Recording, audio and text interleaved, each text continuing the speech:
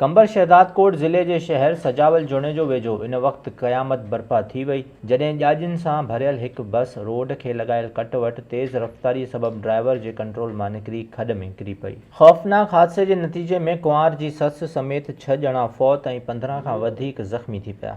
बस जे खॾ में किरण बाद भरपासे जे ॻोठनि मां पहुतल माण्हुनि पारां पंहिंजी मदद पाण तहत इमदादी कार्रवायूं शुरू कयूं वयूं ऐं बस में फाथल मुसाफ़िरनि खे ॿाहिरि कढियो वियो। केतिराई मासूम ॿार ऐं औरतूं ऊंधे थियल बस में फाथल रहिया।